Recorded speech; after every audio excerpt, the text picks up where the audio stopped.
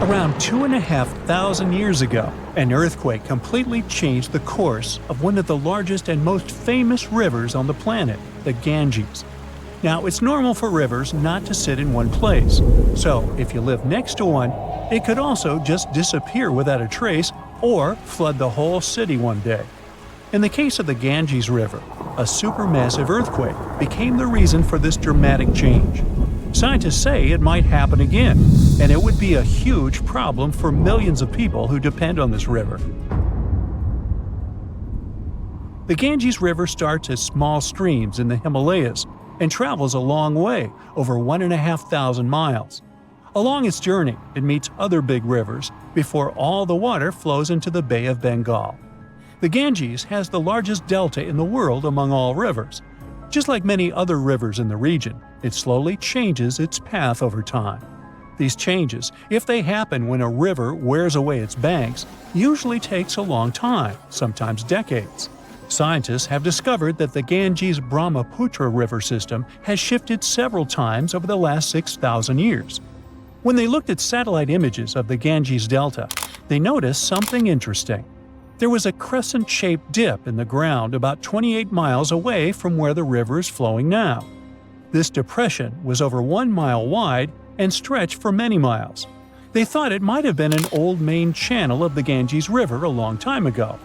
In 2018, the team decided to visit the area to check it out for themselves and take samples to learn more about it. While driving back home, they noticed a pit where someone was digging dirt to create a pond. The next day, they planned to fill it with water, but the researchers spotted something strange in the dirt. There were vertical bands of light-colored sand mixed into the darker mud. These special layers are clues from the past. They show that an ancient earthquake made sand and water shoot up from below the ground and created sand volcanoes that were trapped in time. The scientists studied the sand and mud and figured out that these earthquakes happened around 2,500 years ago and were strong, with magnitudes of 7 to 8. The epicenter was over 110 miles away from the main stem of the river, but it was powerful enough to displace it. It could have affected around 140 million people. The Ganges-Brahmaputra system is close to spots where Earth's tectonic plates meet, so earthquakes happen here often. There's no danger right now, but scientists think that another massive earthquake could happen in the next few hundred or thousand years. It could threaten up to 170 million people. That's about half the population of the U.S. No one can predict exactly when an earthquake will happen or how strong it will be. Learning how earthquakes in the past moved rivers helps scientists figure out patterns and make guesses about similar events in the future. This knowledge could help us prepare better and create safety plans before another big earthquake strikes. Now, the Ganges isn't the only river at risk. The Yellow River, the Irrawaddy River, and rivers in the United States, like the Klamath and San Joaquin, all face similar dangers. The mighty Mississippi River has also switched its path many times over the last 7,000 years. Right now, there's a huge system of dams and barriers called a control structure in central Louisiana. This structure's job is to stop the Mississippi from spilling over its banks and joining a nearby river. But scientists think that, in theory, these barriers wouldn't handle mega floods. So the Mississippi could break free and change its course again. This would cause massive problems, especially in southern Louisiana. One of the recent examples when a river changing its course caused disaster was the Kosi River in India. In August 2008, over just a few days, the river's path shifted by almost 60 miles, which is a huge change. Floods happen in some parts of the state rather often, but they hadn't seen such strong ones in over 50 years. They affected around 1,000 villages and 3 million people, and about 1 million people had to be evacuated to safety. Since many of these people hadn't faced floods in so long, they weren't ready to handle it quickly. It caused even more damage to their homes and lives. Scientists have been trying for decades to figure out what exactly makes rivers suddenly change their course. A new study explains that two things work together to make a river to do it. This process is called avulsion. First, there's the setup, which is like building up tension before something big happens. Over time, sediment, sand, dirt, and other stuff carried by the river gets deposited in certain places. It either raises the river above the land around it or makes a nearby slope steeper than the river's current path. Then there's the trigger, which is like the final straw that makes everything happen. This trigger could be a big flood, an earthquake, or even something like a pile of logs blocking the water. Now, researchers looked at satellite images of about 170 cases of avulsion from the past 50 years. They noticed these events happen most often near river mouths and near mountains. Rivers were about 3 times more likely to change course in these places than in the areas between them. They also studied 58 river channels in detail, using super clear maps to measure super elevation. That's how high the river is compared to the land around it. They also measured slope advantage. That's how steep a new path might be compared to the river's current one. They found that near mountains, rivers often pile up so much sediment that they become super elevated and spill over. But near river mouths, like in deltas, rivers need a steep slope advantage to break through the mud and form a new path. These two factors work together like a seesaw. If one is stronger, the other doesn't need to be as strong for an avulsion to happen. To figure out where a river might go if it changes course, the researchers created a smart computer algorithm. This tool uses maps to measure the terrain's steepness and the river's flow to predict where the river might move. They tested it on 10 past avulsions, and it correctly guessed the path every single time. Scientists hope they could use these findings to protect people living near rivers from sudden floods. Rivers changing course played a big role in creating one of the first organized administration systems in the world. Scientists found clues for this in the territory of ancient Mesopotamia. This name means the land between two rivers, and it was between the rivers Tigris and the Euphrates. People living there relied on these rivers for water, food, and transportation.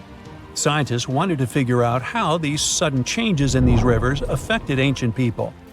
To do this, they used 2 kinds of maps. The archaeological maps show how ancient cities grew over time, including what types of buildings people built. Certain buildings, like big palaces or city walls, could show when each city first had an organized administration.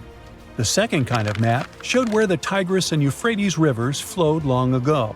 They often shifted, sometimes slowly, and sometimes very quickly and dramatically.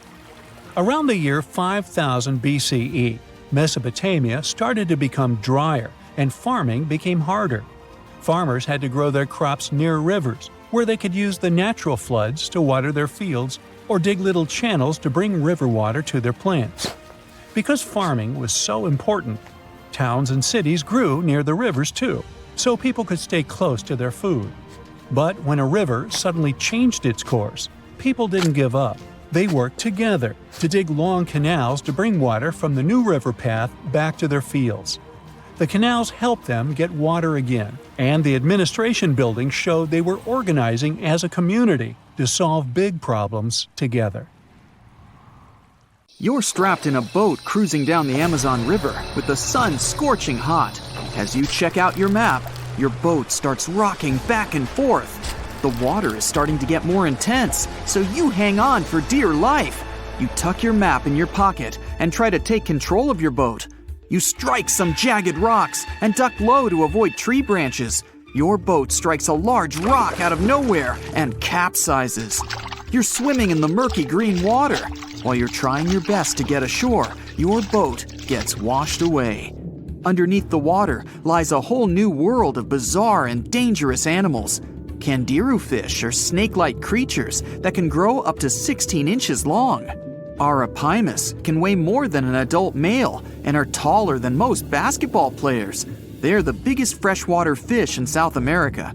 They have a hybrid gill system that forces them to pop up to the surface every 5 to 15 minutes to breathe in oxygen for their large swim bladder.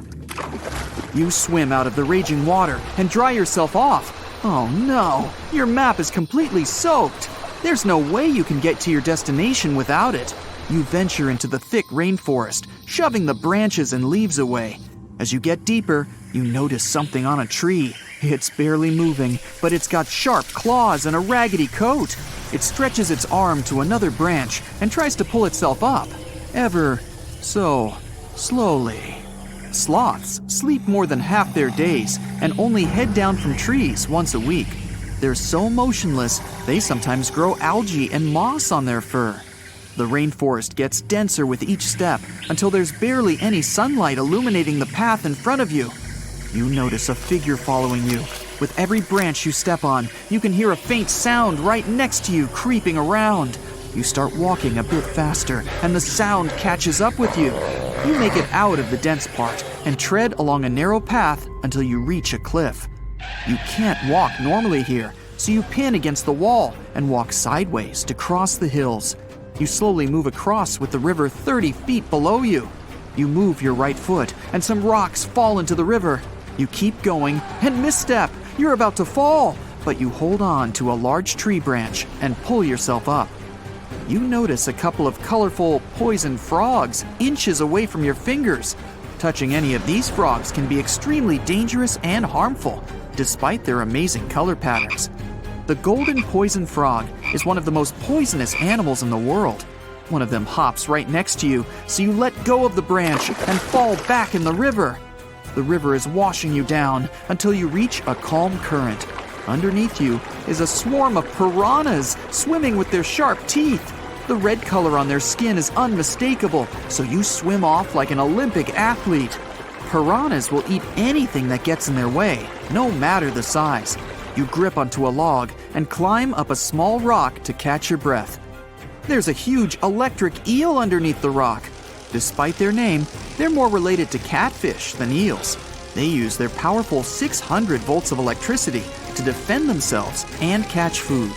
You're stuck, unless you're like the common basilisk that can run on the water like a jet ski. These incredible lizards have special webbing on their toes and can run the distance of a basketball court. You hop on a bunch of rocks until you reach the land. You continue walking along the riverbank until you come across a moving rock. You rub your eyes and see it moving again. It's a dinosaur-looking turtle that resembles a crocodile with armor. The mata mata is a freshwater turtle that disguises itself with its surroundings to catch prey. Their heads stretch longer than their bodies. You shimmy your way past it and continue. You head back into the rainforest and find a spot to rest. Wait, there are giant ants everywhere. They're the biggest ants in the world and can produce one of the most painful stings out there, even comparable to a wasp's sting. You immediately get up and find another place to rest. As you continue walking along, you notice the same feeling of something following you. You can hear some leaves rustling, but it's getting dark and there's no way of telling. You find a nice little spot to build a campfire and catch some Z's. But in the Amazon, everything is a threat. Except for those cute capybaras wandering around. They live in groups next to water sources. They're also the biggest rodents in the world. You don't need to worry about them if you're stuck in the middle of the Amazon rainforest. Suddenly, you feel something slithering up next to you. You look down and see a massive green anaconda just about to constrict you.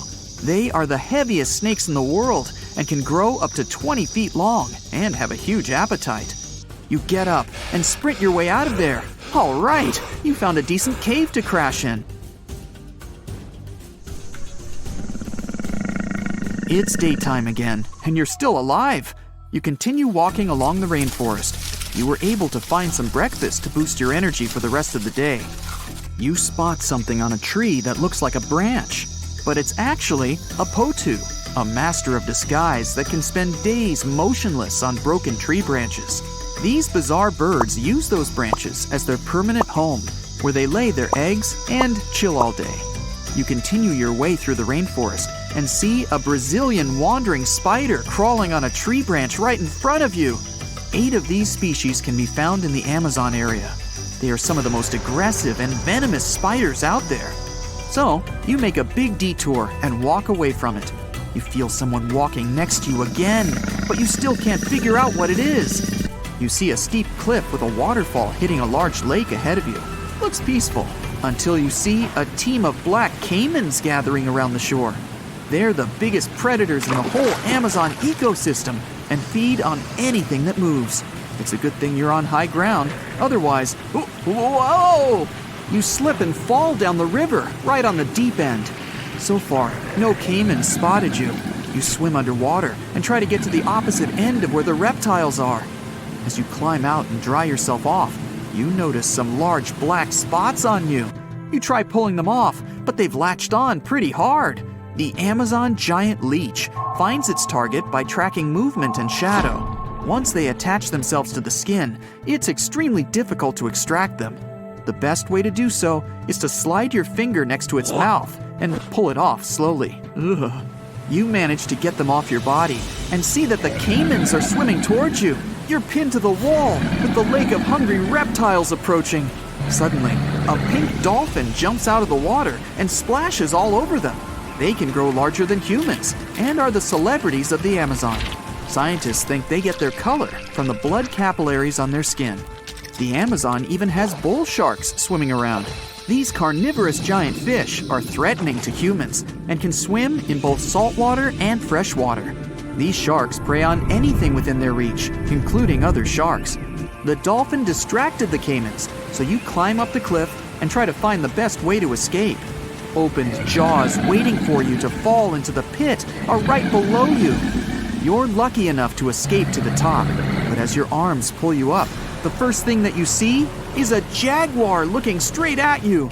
It's the creature that's been following you this whole time. You get up while it starts circling you, timing its strike. You know that you can't take on a jaguar, nor can you outrun it, so you grab a large tree branch from the ground to defend yourself. It jumps at you, but you duck down in time. The jaguar lands in the water far away from the caiman crocs. It's a good thing these large kitties are excellent swimmers. You pick yourself up and continue. And to your surprise, you find your boat again. You fix it up and sail your way out of the Amazon. Whew. Okay, let's play a little guessing game, shall we? Can you name the 6th largest river on Earth in terms of volume? That's the amount of water that flows through a waterway. The first couple of rivers are easy to list. Number 1, of course, is the Amazon River in South America. Then we have the Congo in Africa and the Ganges in India. Feel free to name all the rivers on the planet. You won't get any closer to the answer. Why? Because this river is not on the surface, but underneath the waves of the Black Sea. In 2010, a team of scientists discovered this river while studying the Bosphorus Strait in Turkey. Sonar scanning revealed a channel at the bottom of the Black Sea. The channel had water flowing through it. It turned out that at places, it's 115 feet deep. That's 3 times as tall as your average telephone pole. This flow of water acts like a real river. It has rapids and waterfalls, and its volume is 350 times greater than that of the River Thames in London. Talk about a strong undercurrent. If it was a surface river, it would really be in the top 10. Bad news for the Madeira River in Bolivia and Brazil, the present number 6. But how did this underwater river form? The answer lies in the amazing features of the Black Sea. It gets its water from 2 main sources. The first are the rivers that flow into it, like the Danube, Dnieper, and Don. Lot of D's there. But more importantly, they are all freshwater waterways. On the other side, quite literally, there is the Mediterranean, and it's salty, like a lot. When this salt water gets inside the Black Sea, it goes straight to the bottom. You see, fresh water is lighter than salt water. This creates stratification. It's a fancy term that simply means that the 2 types of water don't mix together. Salt water has a higher density, so it drops right down to the bottom. If you want to see how that works, you can do an experiment at home. Pour mineral water into 1 cup and salt water into another. Table salt will do. Then put a grape in each cup. You'll see how it immediately sinks to the bottom of the cup filled with fresh water. The grape will stay afloat in the cup filled with salt water. The same thing is happening inside the Black Sea. But there is another side to this phenomenon. The upper layer of water is rich in oxygen. This means it can support life. The bottom layer, however, is anoxic. Yep, you guessed it. This means there is no oxygen at the bottom. But this isn't a bad thing. Because of this trait of the Black Sea, shipwrecks are able to survive for centuries. Oxygen decomposes wood. And from what material did the ancient people make their ships? That's correct, timber. Recently, in 2018, scientists discovered the oldest Greek shipwreck on Earth. The merchant ship lies more than a mile deep at the bottom of the sea. Experts estimate that the vessel is 2,400 years old. The wreck was valuable for historians to study all the elements of ancient ship construction. From the mast to the rowing benches, it's all intact. The wreck lies some 50 miles off the coast of Bulgaria, but no one has seen it in person. Explorers sent a deep-sea ROV, or remotely operated vehicle, to film the wreckage. It was impossible for a diver to go down. But the Black Sea doesn't look that huge on a map. Could it be that deep? Oh yes, it's way deeper than people think. You could stack 6 Empire State Buildings at the deepest point of the Black Sea, around 7,257 feet. This inland sea isn't the only place on Earth where researchers have discovered shipwrecks and underwater rivers. One of the largest channels running along the ocean floor lies off the coast of South America. It runs from the mouth of the mighty Amazon and into the Atlantic Ocean. Studying underwater rivers isn't an easy task. The depth and the strong currents make it impossible to send in divers. Even the equipment for underwater research has to be sturdy. Otherwise, the current will just wash it away. That's why the underwater river in the Black Sea was ideal for scientists to explore. Earth's oceans and seas are powerful. But, lucky for us, there are places where divers can admire underwater rivers. Ever heard of a cenote? Sounds Spanish. Well, that's because it is. Cenotes are underground caves. They form after the limestone above collapses, revealing the groundwater under them. The term cenote is associated with the Yucatan Peninsula in Mexico. Ancient Maya used them as water sources. In the Mayan language, the word cenote meant sacred well. Researchers estimate there are some 10,000 cenotes spread across the Yucatan Peninsula. You can also find them in other places, such as Cuba and Australia. Beauty is in the eye of the beholder, but unofficially, the most beautiful cenote is located just south of the town of Tulum in Mexico. The name reflects the cave's divine beauty, Cenote Angelita. But people don't visit this cenote to go swimming. Its bottom is much more interesting.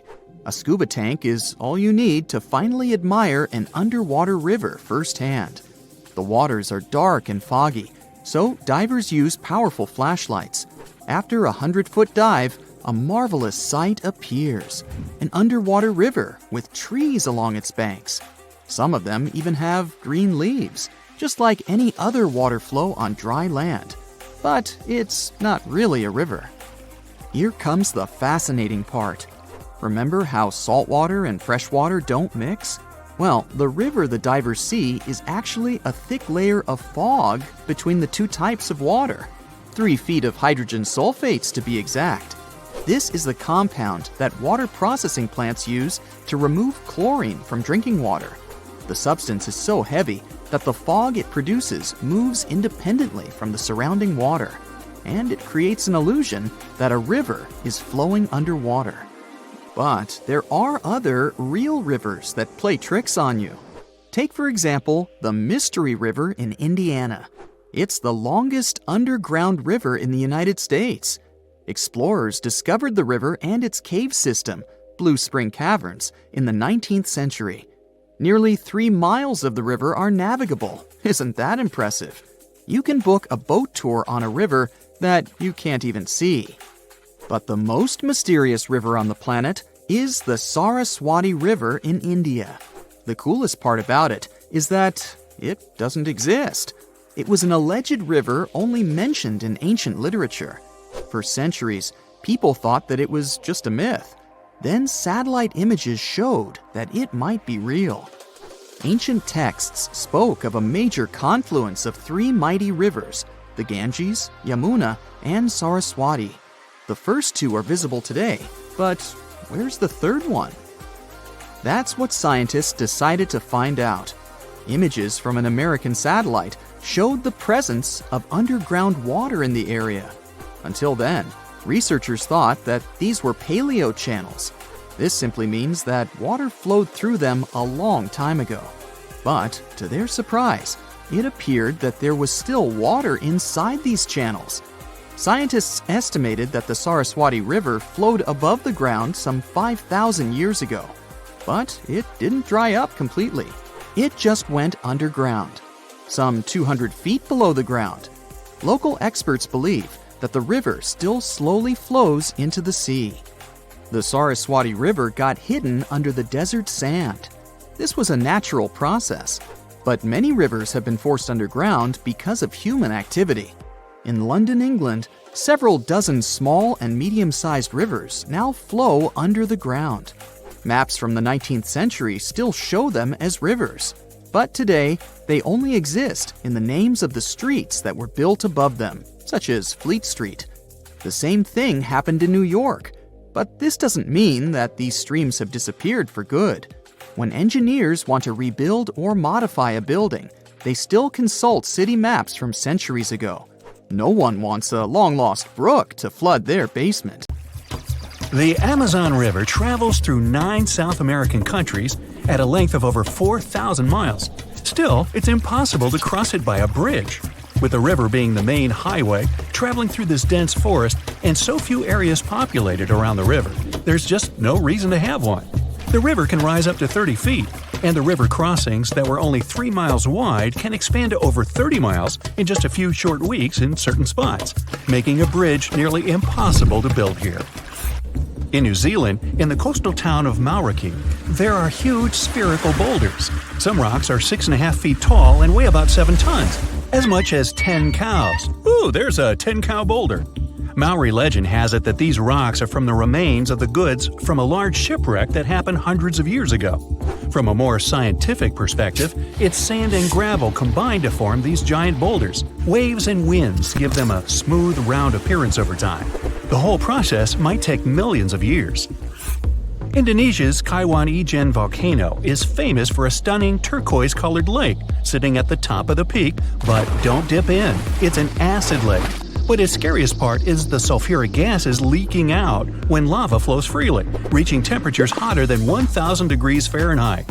When those gases come in contact with the air, they combust into a spectacular electric blue flame. That's why the volcano has blue lava. The island of Surtsey, south of Iceland, was formed over 50 years ago by a volcanic eruption. It all began back in 1963 when a powerful volcanic eruption created one of the youngest islands on the planet. All sorts of bacteria, fungi, and molds began taking over the island, leading to numerous other animals finding their way here, like seals and birds. Birds and ocean waves deposited seeds all over the island. Sadly, the island's getting smaller now because of water and wind erosion. Located off the coast of Brazil, there's an island called… I'm a bit rusty on my Portuguese, so here it is on the screen. It looks perfectly untouched and pristine. Bad news? Dangerous snakes overrun it completely, so take a doctor with you in case you want to go there. Over 4,000 of the golden lancehead vipers inhabit this island. These 3-foot-long snakes are among the most venomous in the entire world. I think I'll skip that. Landing down under, you can see the Opera House, Uluru, lots of kangaroos, and catch the strangest wave of the world, Wave Rock in Western Australia. It's not made of water, but stone. It can be up to 50 feet tall and almost 300 feet long. It's especially incredible after rains in winter when the Western Australian wildflowers fill up the entire landscape. In Atlanta, there's a World of Coca-Cola museum. The formula for the secret recipe is in a large security vault, heavily guarded at all times. Only a handful of people can get through those vault doors. Since its creation in 1886, the company has kept it a secret for only the most honest employees. In 2006, a former worker tried to sell the formula to Pepsi, only for Pepsi to call the police and inform Coca-Cola. The Polka Dot Lakes is a must for anyone who is in British Columbia. After the summer's scorching heat evaporates the lake's water, it leaves behind yellow, blue, and green water spots. These pools are full of all sorts of minerals, like sodium, calcium, and magnesium sulfates, that get concentrated in the pools. You can't get too close or even dip your feet into them. A fence protects the entire lake with a sign about how culturally and ecologically sensitive the area is. In Death Valley, California, there's a mystery of the sailing stones. Since the early 1900s, the mystery of how all these stones were seemingly moving by themselves across the desert floor baffled everyone. Some believe that the rocks move by thin pieces of ice around the stones pushed by winds after winter. No one ever saw any of these rocks moving until 2014. Scientists set time-lapse recorders, and the footage showed the rocks sliding along the ground over time. The marble caves in Chile, located in the beautiful area of Patagonia, formed from over 6,000 years of waves wearing down the rocks. The crystal blue walls reflect the vibrant turquoise water, making it perfect for kayaking.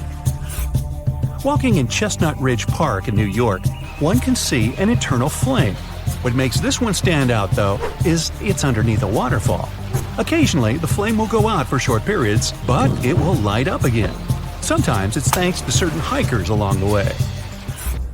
If you ever stop your car on a magnetic hill in New Brunswick, Canada, you'll see the car might start rolling backwards up the hill, all by itself.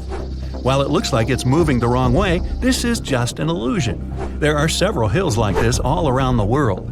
What looks like an incline is the opposite, all because there's no horizon for perspective.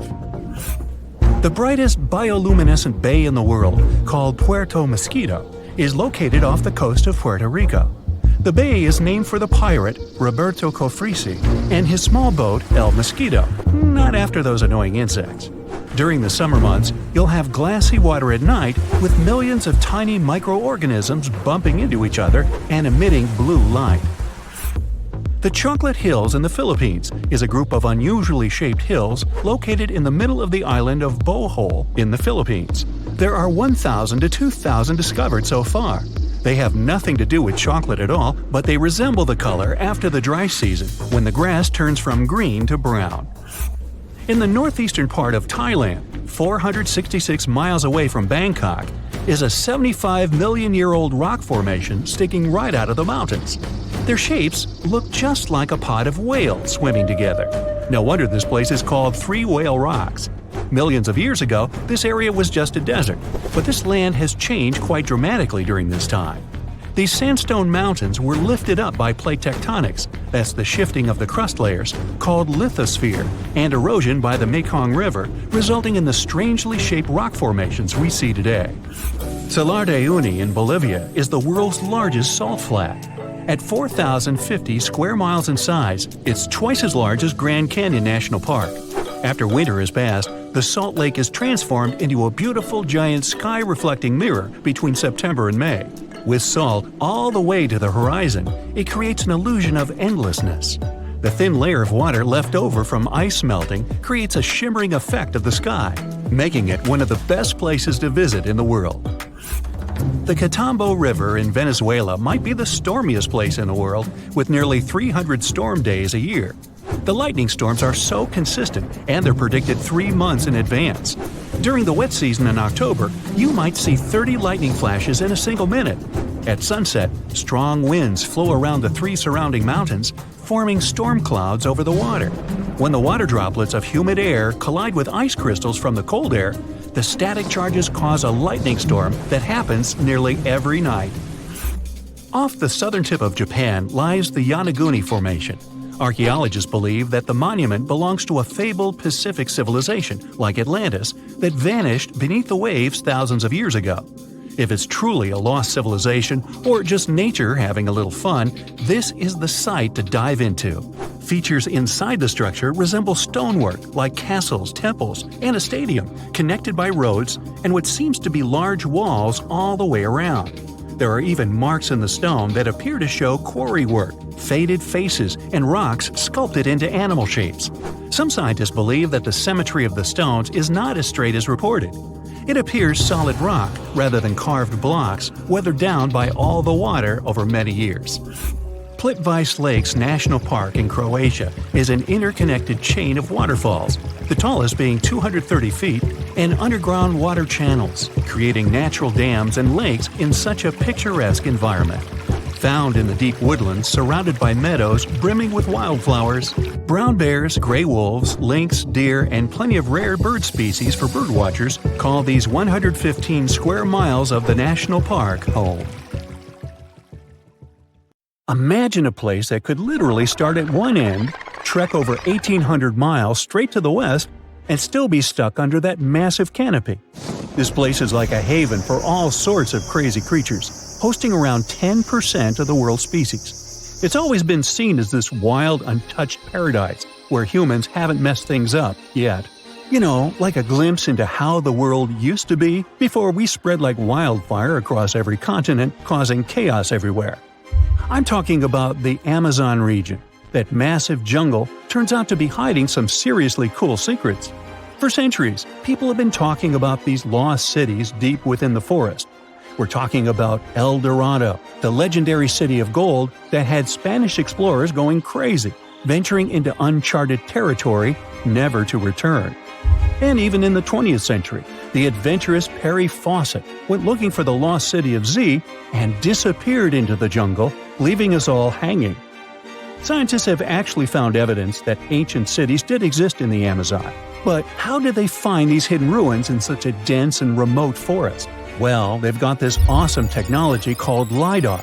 Basically, they hopped into a helicopter and used light-based remote sensing to digitally strip away the canopy and reveal the ancient ruins of a massive urban settlement around Llanos de Mojos in the Bolivian Amazon. The place was once home to the Kasarabi culture, which thrived from 500 to 1400 CE. They had these incredible urban centers with huge platform and pyramid structures. They even had raised causeways connecting different suburban-like settlements spread across miles and miles of land. These guys were seriously ahead of their time, and they had an epic water control and distribution system with reservoirs and canals. So yeah, the Amazon rainforest wasn't just some untouched wilderness. It was actually heavily populated and even urbanized for centuries before recorded history of the region began. But the thing is, a bunch of people turned a blind eye to the fact that there were actually some pretty cool architectural sites lurking around here that totally deserve some exploring. Scientists predict that in the next 10 to 20 years, we're going to uncover a ton of these cities, and some might even be bigger than the ones we're talking about here. Michael Heckenberger, an anthropologist with the University of Florida, points out that we've seen some similar settlement features, like moats and causeways, in other parts of the ancient Amazon. This new research reveals something totally mind-blowing. Past examples of urbanism in the Amazon were more like groups of villages connected together, not quite what we'd call urban. You see, they were missing those fancy larger centers with their grand architecture and stuff. But guess what? Llanos de Mojos has got them. This place is the real deal when it comes to a fully urbanized Amazonian landscape. So, in the Llanos de Mojos region, a bunch of ancient settlements have been found. These were home to the Kasarabi people, who were all about hunting, fishing, and farming maize. We're talking about hundreds of sites spread across 1,700 square miles.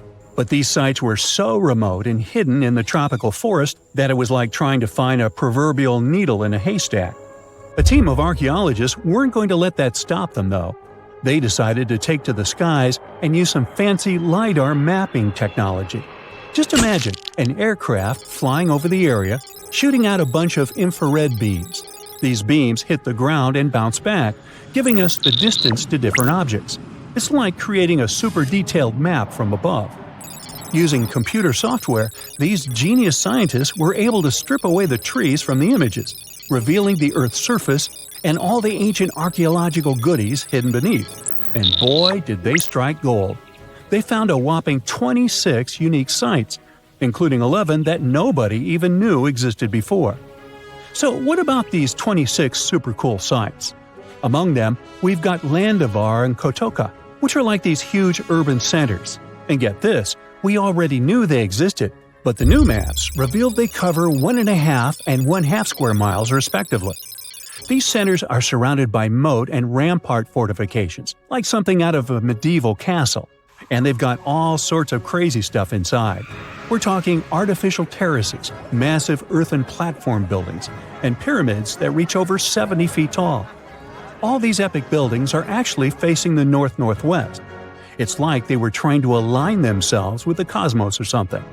This kind of cosmic worldview can be found in other ancient sites in the Amazon too. Now, let's take a bird's-eye view and strip away all those pesky trees. We can see these two centers in all their glory, and they're actually connected to a whole network of settlements through a bunch of causeways. Picture it like spokes on a wheel, stretching out for miles. Canals also stretch out from these main centers and connect to rivers and Laguna San Jose. It's like they had their own water delivery system going on. These ancient guys totally reshaped the whole landscape with their crazy cosmology. The only bummer is that their impressive architecture was made from mud brick. While it looked amazing back then, it just wasn't as durable as the limestone used by the Maya. What happened to the Kasarabi and their settlements is still a big mystery. But based on dating at the sites, it looked like they disappeared around 1400 CE, way before Europeans arrived in the Amazon. One theory is that a massive drought hit the region and messed everything up. The researchers found these massive water reservoirs at various sites, which is pretty interesting, considering how rainy the Amazon is known to be. Who knows if they were for drinking water or farming fish and turtles? But hey, severe droughts have happened in the past, and it only takes a couple of bad harvests to make people pack up and move on. What's even more interesting is that these communities thrived in the same area where this guy Fawcett we mentioned before went missing while searching for his lost city of Z. Maybe he was onto something after all.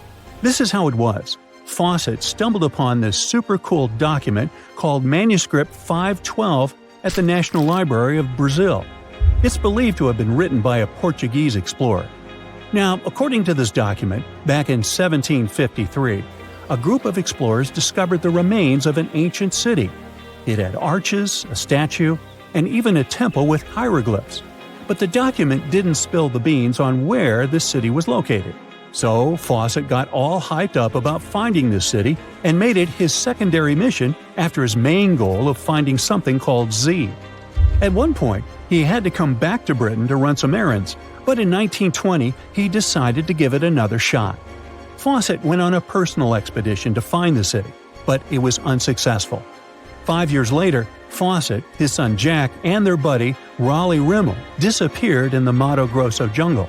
Some researchers think that Fawcett might have been influenced by info he got from indigenous folks about this place called Cujicagú. Turns out Cujicagú was discovered by Westerners in 1925, and it had the ruins of 20 towns and villages. Up to 50,000 people might have lived here. And get this, the discovery of other earthworks in southern Amazonia totally supports Fawcett's theory. In 2005, an American journalist wrote an article about Fawcett's crazy expeditions and discoveries. He called it The Lost City of Z. Catchy, right?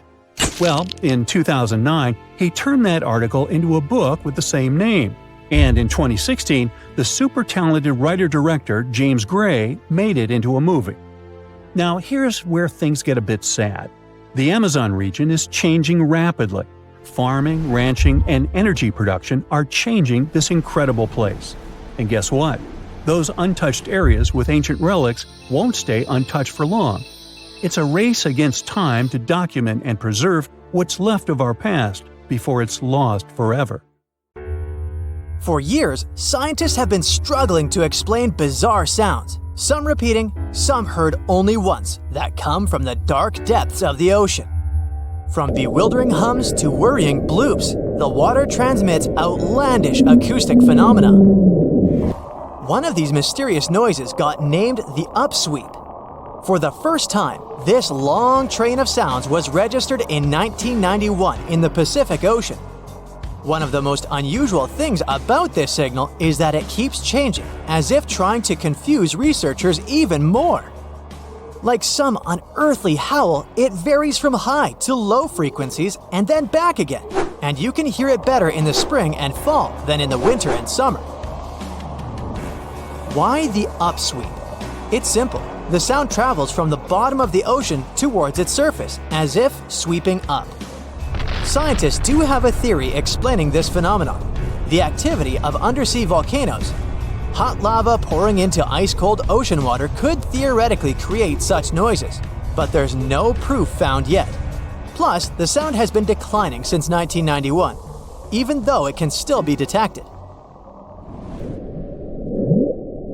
The bloop is the name given to an ultra-low frequency and incredibly powerful underwater sound that was recorded in 1997 by the U.S. National Oceanic and Atmospheric Administration. The bloop continued for approximately 1 minute. Having started from a low rumble, it gradually rose in frequency. It also kinda mimicked the noise created by marine animals, but its volume was so great that no living creature known to science could have made it. When the bloop occurred, underwater microphones managed to record it from a distance of 3,000 miles away.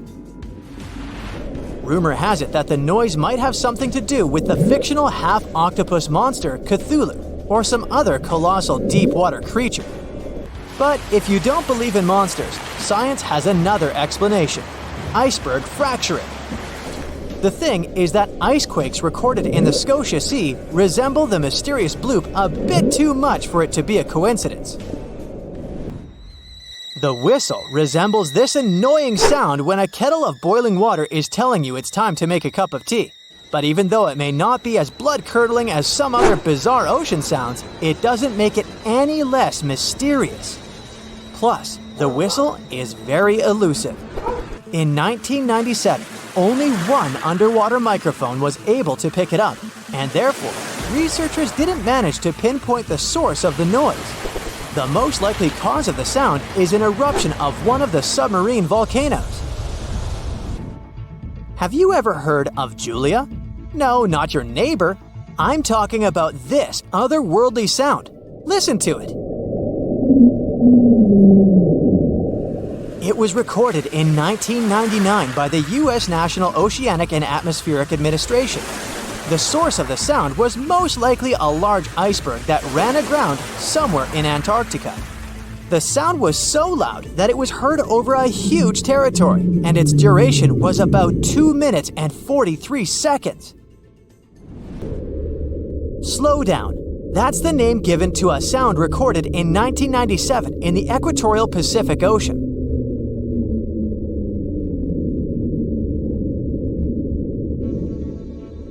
The sound was called this way because it slowly decreased in frequency over 7 minutes or so. It's been picked out a few more times since it was recorded for the first time. The source of the sound isn't very mysterious. Most likely, it was produced by a massive iceberg that became grounded in Antarctica, or it was caused by moving ice. By that, I mean the friction produced by a large ice sheet moving over land. The loneliest whale sound is often called the 52 Hz whale because the animal that creates it calls at a unique for these creatures frequency. When you listen to this sound, it sounds like a low bass note. At the same time, it's much higher than the normal frequency of the whale call, which rings between 10 and 40 Hz. Interestingly, scientists have been listening to the world's loneliest whale for decades, but haven't managed to figure out its precise location. Nobody knows whether the mammal is male or female, what species it is, or if the animal is still alive. After all, for the last time, its call was recorded in 2004. Earth-shaking booming sounds have been reverberating off some parts of North Carolina for more than 150 years. Called Seneca guns, they're most often heard near the coast. The sounds are so powerful that they often rattle window panes and sometimes vibrate entire buildings. They can last from 1 to almost 10 seconds. Even though scientists haven't cracked this mystery yet, there are some theories. They range from earthquakes to severe distant storms and quarry blasts. But even though the ground trembles every time the phenomenon occurs, no seismic activity coincides with these events. So far, scientists have come to the conclusion that the mysterious sounds happen in the atmosphere, not on or under the surface of our planet. If this theory is true, bolides might be the answer. These extremely bright meteors often explode once they enter Earth's atmosphere. Or Seneca guns might be born in the ocean. Sometimes, when enormous waves collide far away from the shore, you can hear it, even if you're nowhere near the coast. Seneca guns are a type of skyquakes. You don't need to travel to a particular part of the world to hear one of those. Mysterious sonic booms ramble from the sky everywhere, from the US to India and Japan. Just like Seneca guns, this sound phenomenon occurs mostly near the coast or a big body of water. Rattling glassware and windows in the nearby houses, skyquakes could be connected with ultra-fast airplanes breaking the sound barrier. But people started hearing the first skyquakes in 1824. The theories trying to explain this phenomenon include sand dunes shifting, meteors entering the atmosphere, distant volcanoes erupting, Earth's crust cracking during earthquakes, and even gas bursting out of underground vents in the sea or lake bottom.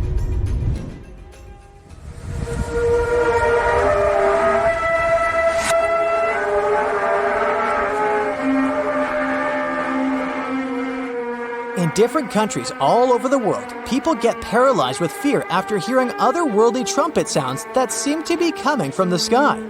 The inhabitants of the US, Canada, Australia, Germany, and the Philippines have already heard this hair-raising noise since it was first recorded in 2008. These sounds are sometimes called the sound of apocalypse. And although until recently, nobody could understand the origin of the sounds, NASA claims that there is nothing to be afraid of. The noise can be coming from our own planet. Usually, it's quiet and thus inaudible to the human ear. But when it gets louder, the outcome is the very trumpet sounds that scare people all over the world. Bristol hum started in the 1970s when hundreds of Bristol inhabitants began to talk about a bizarre noise audible only at night. The noise was a low-level hum, and nobody could identify or trace the source of the sound. But the strangest thing about the noise was that one day, it stopped as abruptly as it started. But not before people in other towns across Britain reported hearing similar sounds. Some time ago, the mysterious sound returned. In 2015, a group of French scientists claimed that they had solved the mystery of the Bristol hum. They stated that the culprit was ocean waves that made the ocean floor vibrate. But while it was all good and well, it didn't explain why the sound was around for only several years or why it chose to return. If you ever come to the town of Taos in New Mexico, don't let another strange and unexplained phenomenon send you running for the hills. This phenomenon is a faint, low-frequency hum ringing in the desert air and grating on your nerves. Even stranger, only 2% of people who live in Taos hear this noise. But for those who do, it's unstoppable torture. On top of that, everyone describes the sound in a different way, from a quiet whir to an eerie hum or even persistent buzz. And while some people believe that the Taos hum is the result of unusual acoustics, the others suspect a bad case of mass hysteria. No one has located the origin of the hum yet. Sing with me. Under the sea, darling, it's better. On where it's drier, take it from me. Okay, I know these are not the correct lyrics to this famous Disney song, but hear me out. The deep sea is not all about singing mermaids and dancing crabs. It's actually filled with monster-like creatures that'll give you nightmares. So, if you're ready to meet them, grab your scuba gear and let's dive into the deep, mysterious waters to discover their fascinating and scary world. With its menacing appearance, one could call this fishy the vampire of the sea. Well, named for their disproportionately large, razor-sharp fangs protruding from their mouth, fangtooths are actually quite small and harmless to humans. These choppers are actually more for catching prey than causing trouble, so there's no need to panic if you see one. And you'll be even more relieved to know that it's kind of unlikely for you to come across a fangtooth, since they are among the deepest living fish. A regular day in the life of a fangtooth looks like this. By day, they prefer to remain in the gloomy depths. Me too, fishies, me too. It's only towards the evening that they migrate toward the surface to have a feast under starlight. Ah, how romantic. And by daybreak, they return to the deep. What a chill schedule, am I right? So, as you can tell from their daily routine, Fangtooths are among the more active deep-sea fishes, and by that I mean they seek out their food rather than just sitting and waiting. And thanks to their oversized teeth and mouth, hey, I can relate, they're able to attack prey that are even larger than themselves, which is very important in the very large, food-poor deep sea. Fitting to their environment, common fangtooths are dark-colored, either solid brown or black. And unlike most deep-sea fishes, they do not have light-producing organs or cells to communicate with each other or to attract their prey. Instead, they rely heavily on their sense of smell, in addition to making use of even the slightest bit of sunlight that makes it down to the depths.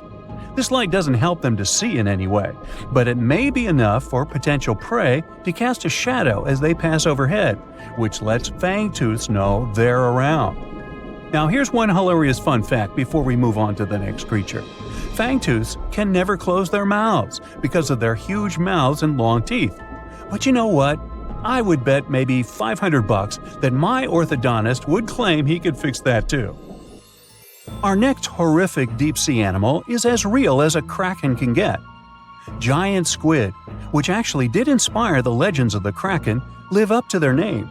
The largest one ever recorded by scientists was almost 59 feet long. It also probably weighed nearly a ton.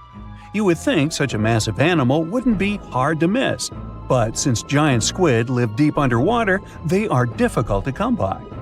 Giant squid, along with their cousin the colossal squid, yep, they are different, have the largest eyes in the animal kingdom. They're somewhere around 10 inches in diameter. In other words, they are around the size of dinner plates. Peekaboo! Having such large eyes allows them to detect objects in the lightless depths of the ocean, where most other animals would see nothing. Not a zippo. Giant squids have 8 arms and 2 long feeding tentacles that help them seize their prey. These tentacles are tipped with hundreds of powerful sharp teeth and are often double the length of their body. This helps them to snatch prey up to 33 feet away. Hey there, come a little closer.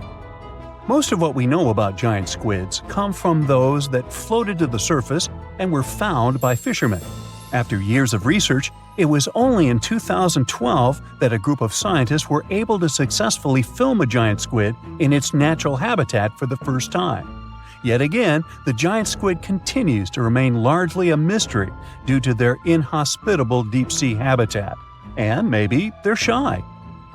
Speaking of squids, this species is basically the space creature of the ocean. So, it's only been about 20 years since the big fin squid family was officially described by scientists, and there are still plenty of facts about them that are yet to be discovered. However, the big fin squid sightings as deep as 20,000 feet below the surface suggest that they can live deeper than any other known squid. You know what? Let's scratch the word space creature and call them the disco dancers of the deep sea to make things less scary.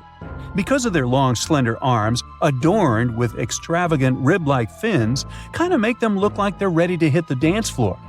Anyway, these boogie arms and tentacles are estimated to max out at just under 30 feet. Aside from the estimations though, the largest known big fin squid was actually 21 feet long, with 20 feet of that being its arms and tentacles.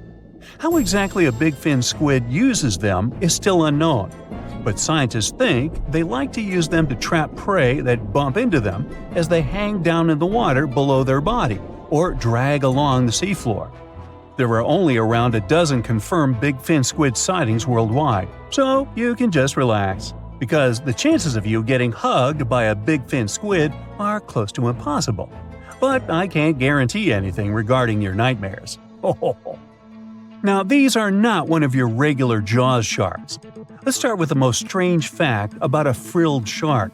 It's considered a living fossil because of its primitive anatomic traits. That actually makes more sense once you learn that this species has been around for 80-some million years. So I have both good news and bad news. Frilled sharks live in the open ocean and spend much of their time in deep, dark waters far below the surface. However, they do feed at the surface of the ocean at night. When hunting food, they move like an eel, bending and lunging to capture their prey. And they can actually swallow it as whole, even if it is larger than their own size. This is all thanks to their long and flexible jaws, which are equipped with 300 recurved needle-like teeth.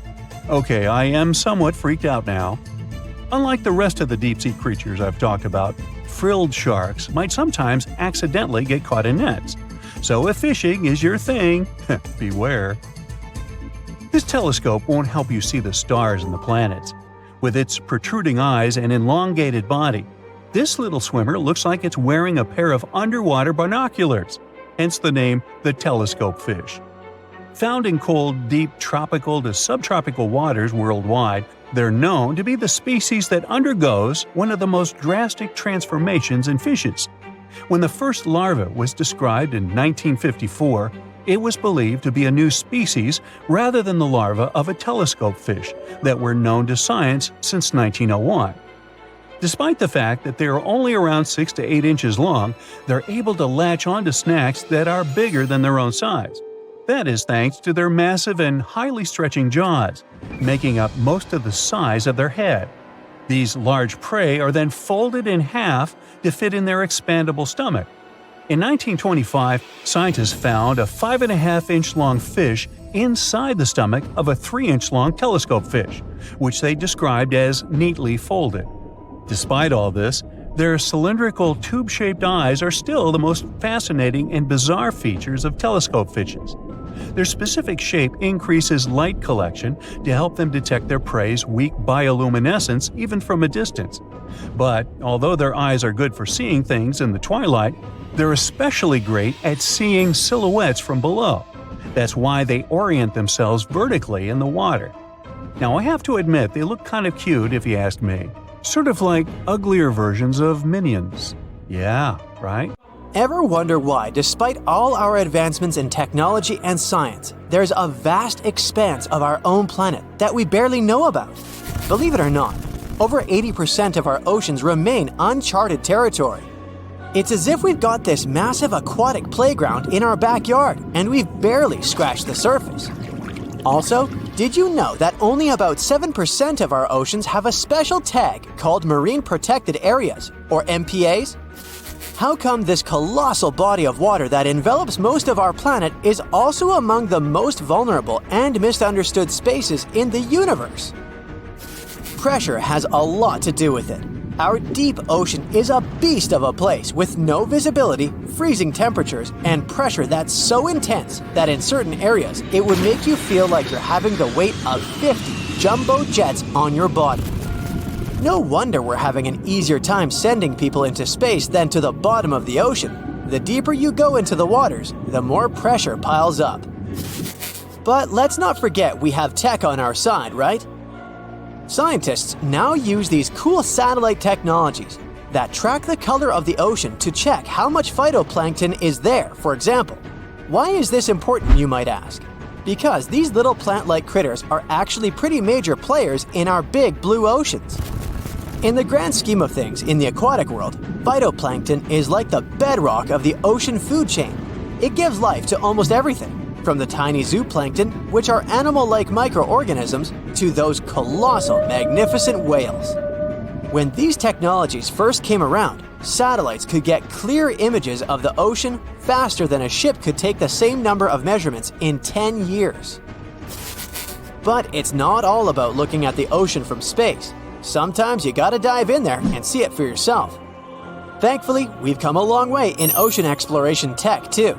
We've got things like floats and drifters that ride the ocean currents while collecting data, and a whole fleet of underwater vehicles, some of which are manned, some remote-controlled, and some even autonomous. Remember James Cameron, the guy who made the movie Titanic? He's super into exploring the ocean, and in 2012, he set a record by going down to the Mariana Trench in a vertical torpedo sub. He thinks there's nothing like being in the ocean and experiencing it firsthand. Other companies use a mix of technologies for their ocean explorations. It led them to discover amazing stuff like a deep-sea coral reef near Morocco, the only one still growing in the Mediterranean Sea. They've also discovered new species and documented ones previously thought to live only in the Atlantic. These efforts have convinced local authorities to declare some places as marine parks.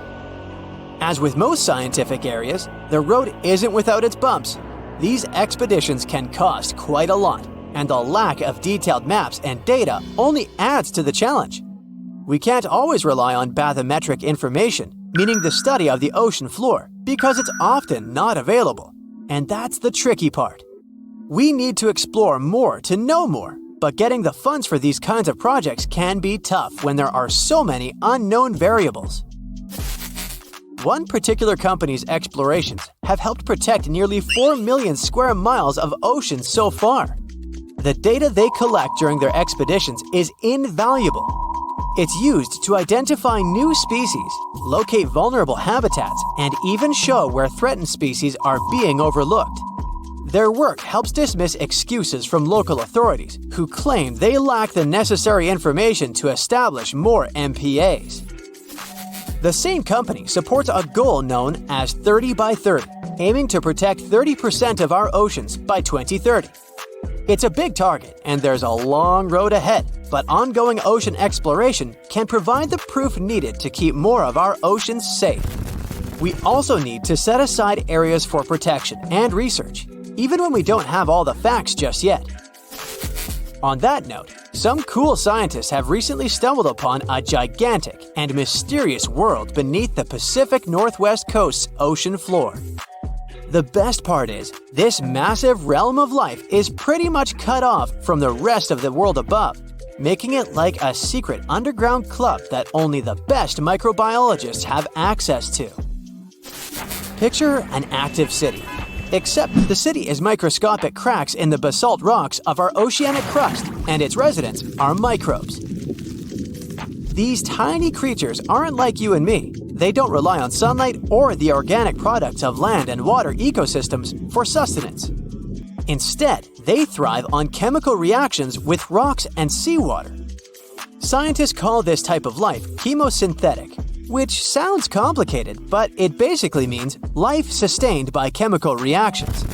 While this sort of life has been found deep in mines and around seafloor hydrothermal vents, the scale at which these creatures are found under the oceanic crust is unprecedented. It might even be the most extensive ecosystem on Earth. A geomicrobiologist from Denmark was part of the team that made this discovery. He claimed that over 50% of our planet's surface is oceanic crust, which is an average of 4 miles thick. Imagine the size of this chemosynthetic party happening down there. This discovery didn't happen overnight. Since the 90s, scientists have found weird tiny holes in the basalt rocks that make up much of Earth's outer crust. They seem like they might have been made by bacteria, but hey, there was supposed to be no life there. I mean, imagine trying to survive in a place that's hot, deep, dark, dense, and mostly devoid of the organic compounds we need for life. Yet, here they are. In the following years, more pieces of the puzzle fell into place. Scientists found that the oceanic crusts had different conditions at the centers and edges. At the centers, rocks are jam-packed with energy-rich compounds that support these tiny life forms. But by the time they reach the edges, these chemicals are all gone. Fast forward to now, and it's time to put the puzzle together. A microbial ecologist from the University of North Carolina worked on this research and says we now have solid evidence of microbial life in the cracks and crevices of deep ocean basalt. The next question scientists asked was, how far does this life extend? Researchers collected samples of crust from a plate roughly 120 miles off of Washington's coast, drilling deep beneath the ocean's surface. What they found down there was remarkable. The life down there runs on a unique fuel, hydrogen. Yep, in the absence of sunlight, hydrogen provides the energy for all their biological processes. These microbes use hydrogen to transform carbon dioxide into organic matter. This matter and other byproducts, like methane, then fuel other organisms, creating a network of life. Of course, the life down there isn't as complex as the one we know up here. Scientists doubt there will be any multicellular life under the ocean because it's too hot and energy poor. But hey, who knows? This universe under our oceans still has a lot to reveal. This whole thing is significant for many reasons. First, it confirms that life can exist in places without oxygen, which changes our perspective on where we can find life. This makes us wonder if life could exist under similar conditions on other planets, where surface conditions might be too harsh. The implications on Earth are also profound. If a large portion of life exists in the oceanic crust, then our understanding of life on our own planet could be completely changed. This exciting discovery stretches our understanding of life and prompts us to keep exploring the mysterious depths of our oceans, pushing the limits of our understanding. NASA is also in on the whole deep sea exploration project. Why? Shouldn't they be preoccupied with outer space? Because they're hoping to find hints about what the oceans on other planets might look like. NASA specialists are really hopeful that by unearthing underwater secrets, we can solve some of the big questions about space. Plus, they're testing some nifty equipment for future journeys across our solar system. No one expected such a strong storm. It's too dangerous to sail back to the land because of high waves and winds. But suddenly, you notice a small green island nearby. You and your friend are about 25 miles off the coast of Brazil. You were fishing and didn't notice black clouds obscuring the blue sky. You're approaching the unknown island and see a Coast Guard boat behind you. People from there are screaming something to you, but you can't make out the words because of the thunder. They tell us we should stay away from that island, your friend says. Despite the warning, you still sail since there's no other way out. Around the island, you notice sharp rocks sticking out of the water like knives in the dark. Now you realize what the Coast Guard warned about, but it's too late. Your boat hits a rock. The bottom is pierced. You start to sink. The rain and wind are getting stronger. Both of you fall overboard. Then darkness comes. You wake up in the morning because of the scorching sun and a dry mouth. Your friend and the wrecked boat are lying nearby. Apparently, you'll have to wait for rescuers to get out here. Now, in the light of day, you can see how dangerous the island's coast is. It's surrounded by rocks, and you're lucky you've survived. Getting out of here will be difficult. Together with your companion, you decide to look for coconuts and bananas. Your friend goes to the wreckage and pulls out a bag of medicine. Then, both of you leave the sandy beach and enter the dense jungle.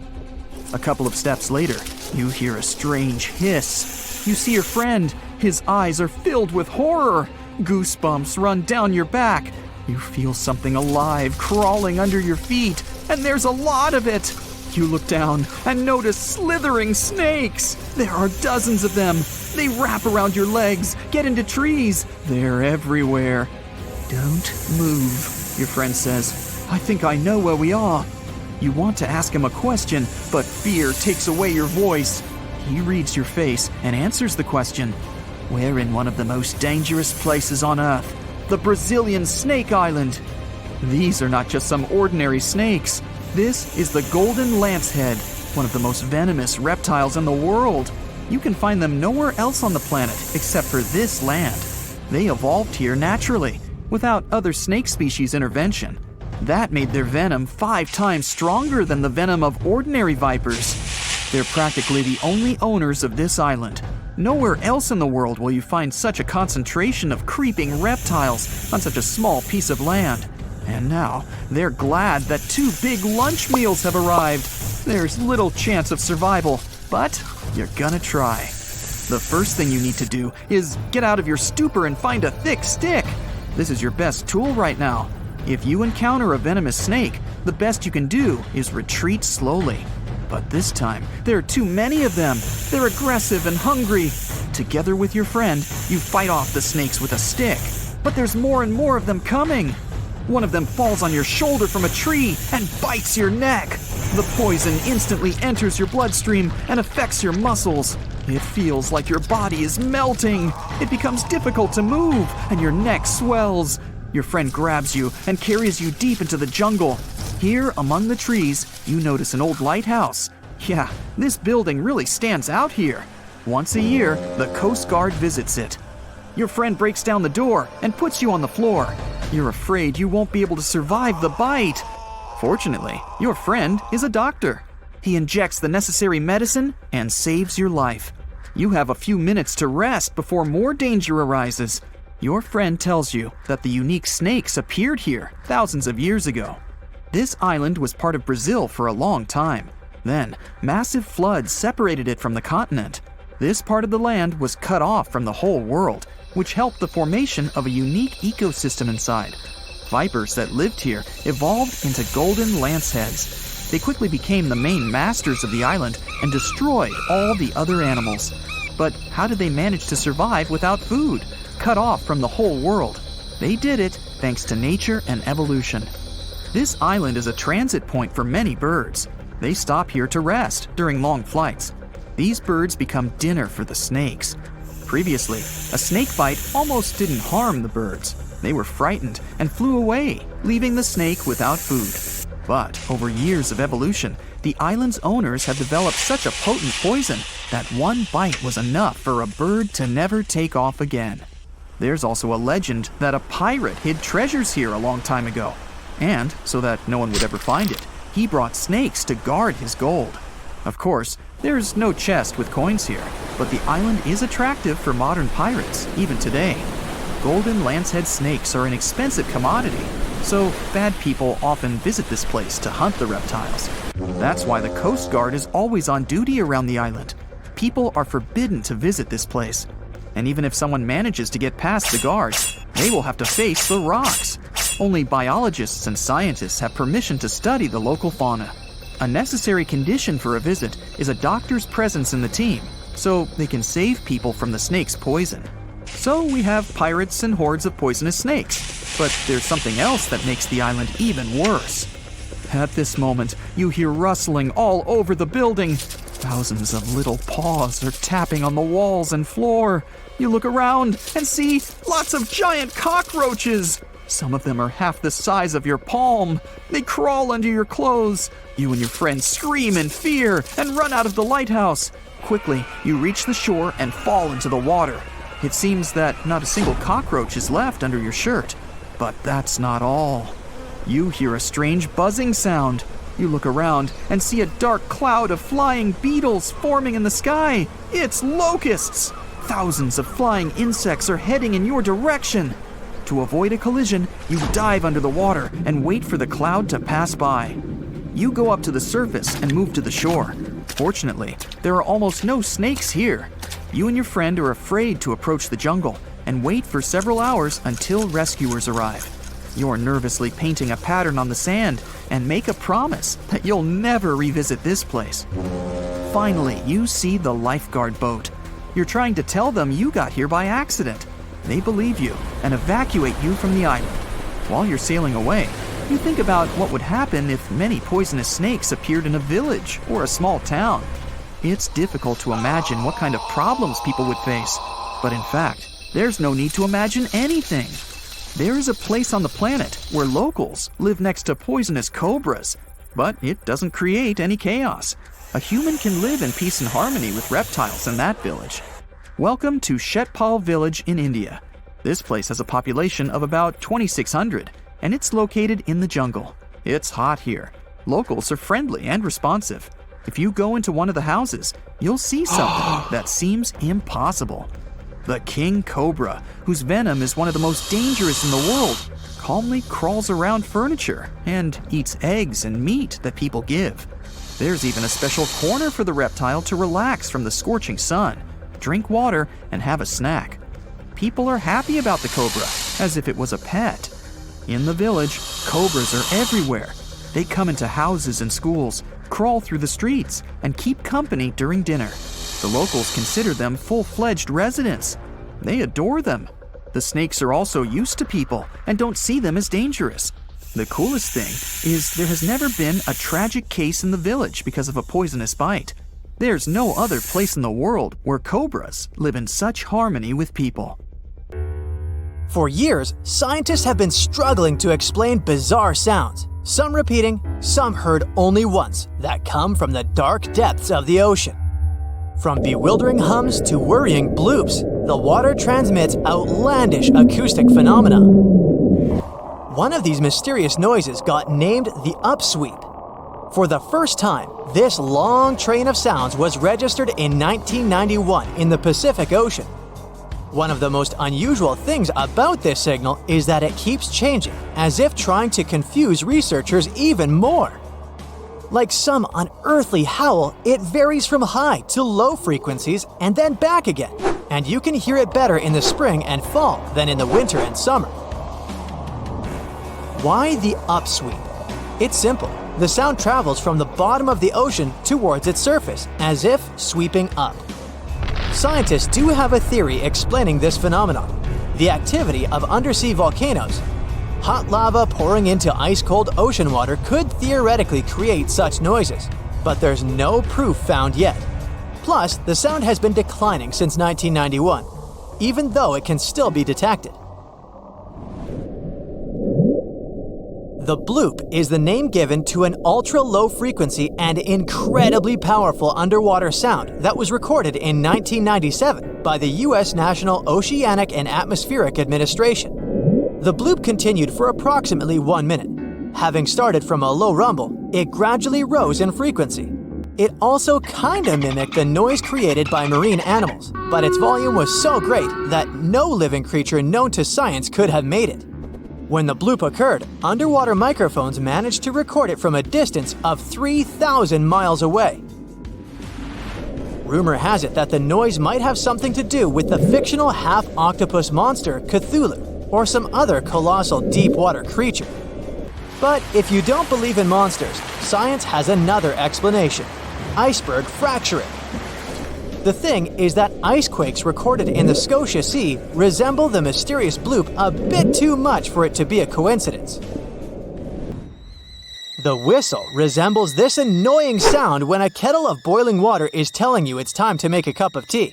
But even though it may not be as blood-curdling as some other bizarre ocean sounds, it doesn't make it any less mysterious.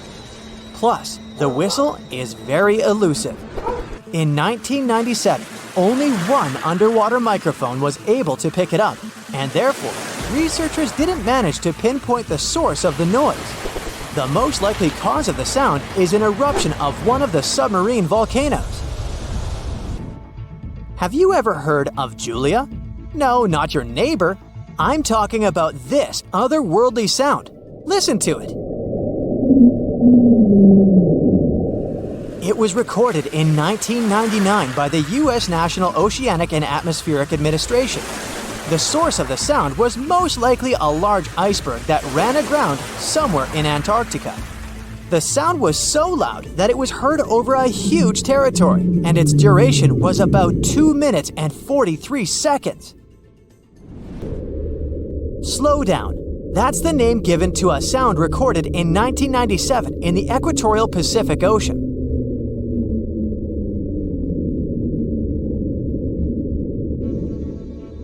The sound was called this way because it slowly decreased in frequency over 7 minutes or so. It's been picked out a few more times since it was recorded for the first time. The source of the sound isn't very mysterious. Most likely, it was produced by a massive iceberg that became grounded in Antarctica, or it was caused by moving ice. By that, I mean the friction produced by a large ice sheet moving over land.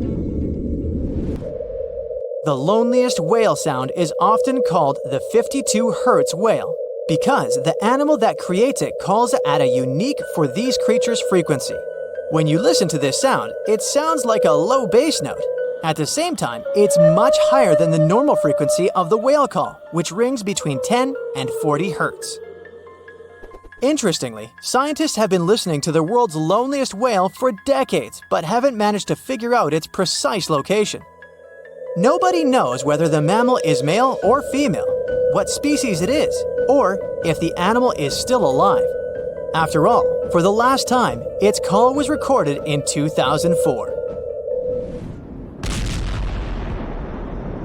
Earth-shaking booming sounds have been reverberating off some parts of North Carolina for more than 150 years.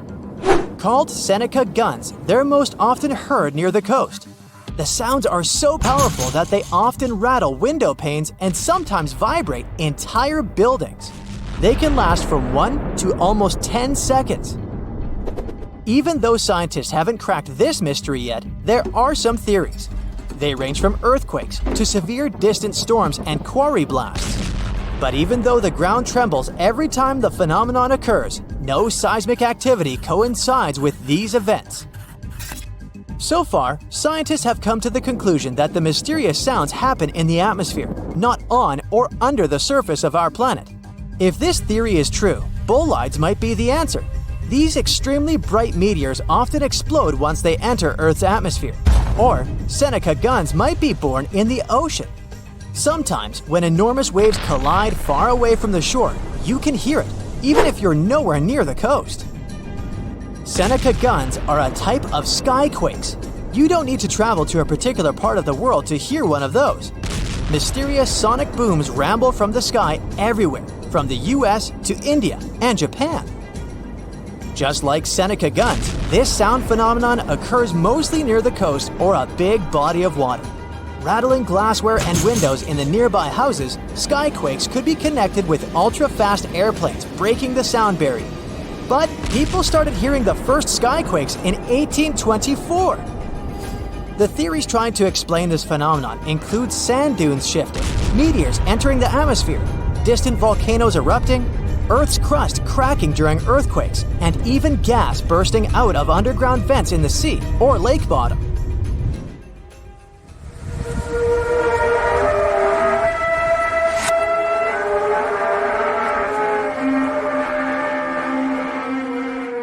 In different countries all over the world, people get paralyzed with fear after hearing otherworldly trumpet sounds that seem to be coming from the sky. The inhabitants of the US, Canada, Australia, Germany, and the Philippines have already heard this hair-raising noise since it was first recorded in 2008. These sounds are sometimes called the sound of apocalypse. And although until recently, nobody could understand the origin of the sounds, NASA claims that there is nothing to be afraid of. The noise can be coming from our own planet. Usually, it's quiet and thus inaudible to the human ear. But when it gets louder, the outcome is the very trumpet sounds that scare people all over the world. Bristol hum started in the 1970s when hundreds of Bristol inhabitants began to talk about a bizarre noise audible only at night. The noise was a low-level hum, and nobody could identify or trace the source of the sound. But the strangest thing about the noise was that one day, it stopped as abruptly as it started. But not before people in other towns across Britain reported hearing similar sounds. Some time ago, the mysterious sound returned. In 2015, a group of French scientists claimed that they had solved the mystery of the Bristol hum. They stated that the culprit was ocean waves that made the ocean floor vibrate. But while it was all good and well, it didn't explain why the sound was around for only several years or why it chose to return.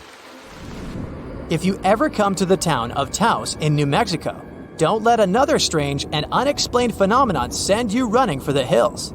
This phenomenon is a faint, low-frequency hum ringing in the desert air and grating on your nerves. Even stranger, only 2% of people who live in Taos hear this noise. But for those who do, it's unstoppable torture. On top of that, everyone describes the sound in a different way. From a quiet whir to an eerie hum or even persistent buzz.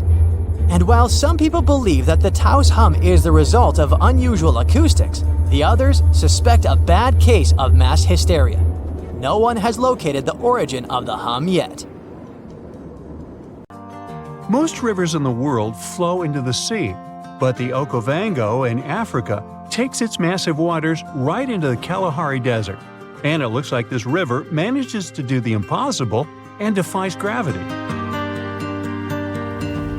The Okavango starts in the highlands of Angola, runs for 1,000 miles like any other normal river, and then drops into the largest inland delta on Earth, known as the Okavango Swamp. The delta has land slopes dropping at nearly 150 feet, which is about half as tall as the Statue of Liberty. The area where the Okavango Delta is now used to be part of a lake that dried up around 2,000 years ago. It takes the Okavango water several months to complete its journey, and the landscape there is never the same. The first European to have found the delta was the Scottish explorer David Livingstone. Yeah, the Dr. Livingston, I presume, guy? That's him. When he first saw it, he was shocked as he noticed that the water seemed to be flowing backward and even uphill. He saw two strong watercourses connecting the Okavango to the wetland systems to the east. Decades later, other explorers saw them completely dry. Several years later, the watercourses were full again, and they kept emptying and filling up, sometimes changing direction. Scientists managed to explain this mystery when they found a hidden network of faults, part of the Great Rift Valley, under the sand. When major earthquakes happen, like the one in Indonesia in 2004, the Earth sets off a chain reaction. Tiny cracks underground shift just enough to send a trickle of water down the river, and a flood begins, raising the water levels. Plus, in May and June, when winter begins in the southern hemisphere, floods bring more fresh water and life to the swamp. Islands get submerged completely during the peak floods and then resurface again at the end of the wet season.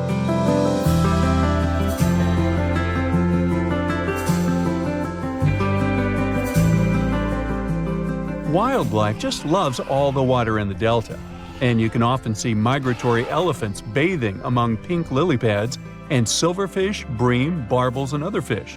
There are lions, cheetahs, buffalo, wildebeests, hippopotamuses, hippopotami, zebras, wild dogs, crocodiles, and other species of animals.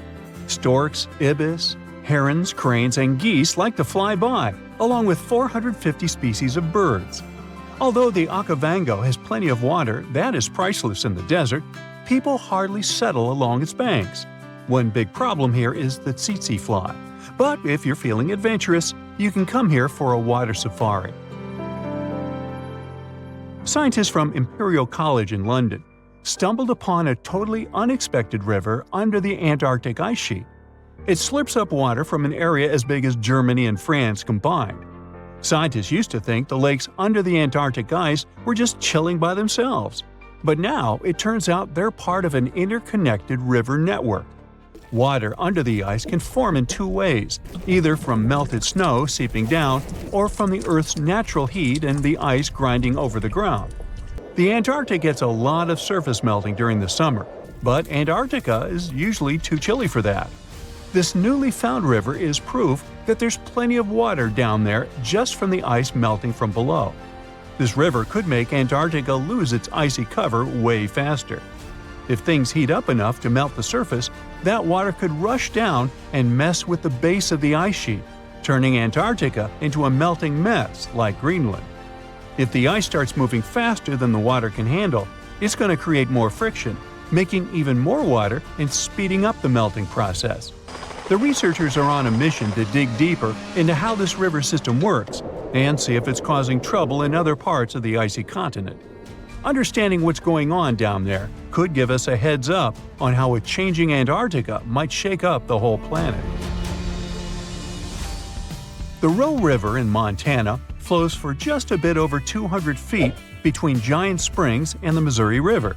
It was mentioned in the Guinness Book of World Records as the shortest river in the world, but they had to remove this category altogether because there was some heated debate over this title. Residents of Oregon claim that their D River was the absolute champion, as it all depends on when you measure them. There could even be shorter rivers in Norway or Indonesia, depending on what you see as a river. The official definition says it's something that has constant flowing water in the form of a current and is fed by upland sources or another river, lake, or watershed. Creeks and brooks flow together to form streams. Streams become rivers, and rivers take the water from higher to lower lands, ending in the ocean. There are 12 stream orders, and the first two levels don't have other streams feeding them. So, Roe and its other short buddies technically deserve the title of rivers. I'm glad we cleared that up. Rio Negro in South America is the largest blackwater river in the world and the largest left tributary of the Amazon jungle. Its waters look more like strong tea and seem pitch black only from the distance. They get that dark color from humic acid. When plants containing phenol break down only halfway, they leave behind this tea-like hue. Some people believe that blackwater rivers can't be productive, But Rio Negro helps big fishing industries and has spots where turtles come to lay their eggs. Back in the 17th century, explorers didn't find tons of indigenous folks along the river. But it probably didn't have to do with its productivity, more with diseases and conflicts. There are around 700 different fish species documented in Rio Negro's basin, including at least 100 you won't find anywhere else. A bunch of those fish end up in aquariums, like the super popular cardinal tetra. There is a canal connecting Rio Negro and the Orinoco, which is another major river in South America. Many aquatic species try to move between the rivers, but only the toughest can handle the mix of blackwater and clearwater sections in that canal. There's a unique creek in Wyoming that drains both into the Pacific and the Atlantic Oceans. It begins high up in the Teton Range and later splits into two branches. The Pacific Creek joins the larger Snake River, which merges with the Columbia River and finally reaches the Pacific Ocean. The Atlantic Creek heads east and flows into the Yellowstone, Missouri, and Mississippi rivers and eventually empties into the Gulf of Mexico. If you connect the two creeks' watersheds on a map, you'll get a single blue line between Oregon and Louisiana. Explorers who were looking for the Northwest Passage between the two oceans never knew they could have used the creek. They would just need really tiny boats. Some scientists believe that cutthroat trout knew about this route long before people. They managed to migrate from the Snake River to the Yellowstone River, most likely using the Two-Ocean Creek. Now, every summer, the Caño Cristales in Colombia turns into a liquid rainbow, or the River of Five Colors. At this time, and until the end of fall, the conditions are just perfect for the riverbed to turn bright red, yellow, green, blue, and black. You gotta thank certain aquatic plants growing in the river, a special type of seaweed for all this beauty. During the wet season, the river moves fast and the sun cannot get to these plants. When the dry season hits, there isn't enough water to feed them. So, the time in between the seasons has the perfect conditions for this colorful show. No other place in the world has anything similar. So, at some point, the number of tourists who wanted to see it became so huge that scientists got concerned it could be bad for this hotspot of biodiversity. The area is home to rare species of animals, birds, and plants. Now, there are ecotourism trails and strict opening hours for visitors. Summers in the Middle East get so hot that they change the landscape dramatically and make entire cities resurface from the past. That's what happened in 2018 when the city built by a mysterious empire on the Tigris River was finally released from its water trap. Archaeologists rushed to the location as they didn't want to miss a rare chance to excavate the site and learn more about the history of the place. They believe they've found the Bronze Age city Zakiku, founded over 3,000 years ago and fully submerged in the 1980s when a dam was built in its place. It used to be a busy hub for the Mitanni Empire for caravans on the popular trade route. It had water, which is a rarity in the area, and it was a guarantee for success. We know very little about the once powerful empire, as scientists haven't found any written chronicles in the excavated sites. That's why the archaeologists were thrilled to find an entire palace for the local ruler. Several years later, when the area became free from the water again, they found some fortifications to protect the city from foes. The highlight of their expedition was finding a huge public storehouse for trade goods and harvests, piles of wheat and barley, and imported metal and wood. Bread was the staple food for the locals, and they also loved big pots of vegetable soups and stews for lunch. Each household kept sheep, goats, cows, and pigs, so they had a steady source of milk and meat for special occasions. All the constructions found so far were built from bricks molded from mud. The walls that were underwater for over 40 years are so well preserved as if they went down yesterday. The royal palace stands out as it's larger than the other constructions, has thicker walls, and even pavements made of baked mud bricks that were sealed to be waterproof. The local king must have been in good relations with the emperor of the larger empire, of which Akiku was dependent. Traders who lived in the city collected wooden beams and took them to storehouses. The beams arrived down the Tigris River from the forests in the mountains in the north and east of Mesopotamia. Merchants came here to sell their goods. and then crossed the Tigris on their way to the borderlands. Zakiku was thriving as a center of commerce for about 6 centuries, until it was hit by a massive earthquake in 1350. Archaeologists found 5 ceramic vessels holding over 100 clay tablets made close after the earthquake. It's almost a miracle that small tablets of unfired clay managed to survive underwater for decades.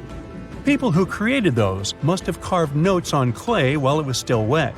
They wrote about anything, from newly stored harvests to notes for other kingdoms. Then they would let the message dry in the sun. Scribes even had to learn a different language so that everyone outside the city could read it. Scientists believe the tablets they found used to be part of a private archive. They hoped to decipher the notes to learn more about the history of Zakiku and the whole empire after the terrible earthquake. The damage to the buildings was so enormous that it was impossible to restore Zakiku to its former glory, and if there had been any survivors, they must have left the city. Several decades later, the Assyrians, who also lived in Mesopotamia, settled here. They built their houses on the ruins of the abandoned city and used whatever structures they could find from the previous residents as outer walls. But they stayed here only for 50 years, then decided to build a new capital on more fertile soil to make some good cash from agriculture. Archaeologists working in Zakiku had to halt excavations when the water levels went back up and covered the city. They sealed the ruins in tight-fitting plastic sheets and put stones and gravel on top. They hope it will help protect the priceless site from water erosion and prevent it from disappearing again. They realize how important water from the dam is for the region, but if it recedes again, they say they'll definitely continue the excavations. There was a bustling community in today's Taklamakan Desert in China around 1,600 years ago. It lived along the Nile River, which ran through the desert for miles and got its water from the melting snow in the mountains.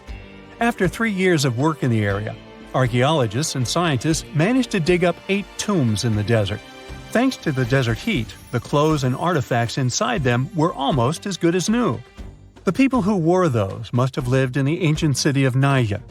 Naya used to be part of a prosperous kingdom at the heart of the Silk Road trading route and had a population of over 3,000 people.